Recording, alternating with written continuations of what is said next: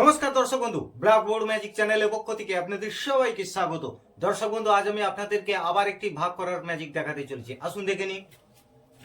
দর্শক বন্ধু, দেখতে পাচ্ছেন প্রত্যেকটি সংখ্যার সঙ্গে কিন্তু 37 দ্বারা ভাগ রয়েছে, তাই না?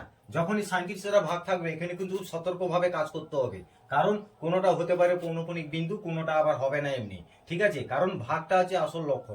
আসুন করে দেখাই।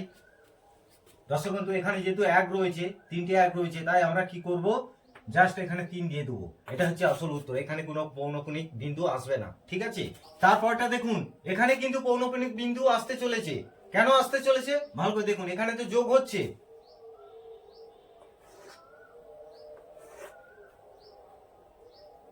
এখানে দশমিক দিয়ে দিবেন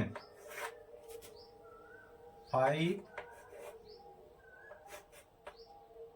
4।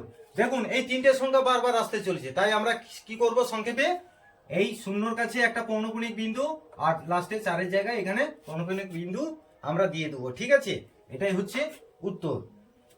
তারপরটা দেখুন, এখানেও কিন্তু পৌনঃপুনিক বিন্দু আসতে চলেছে।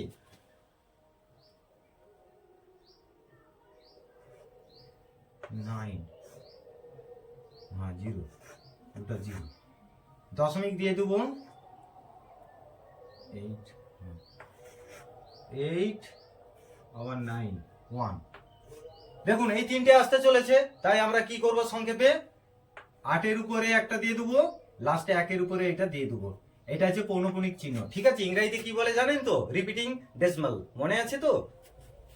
তারপরটা দেখুন, এখানে কিন্তু পৌনঃপুনিক বিন্দু হবে না। কেন হবে না ভালো করে দেখুন, এখানে ভাগ হয়ে যাচ্ছে।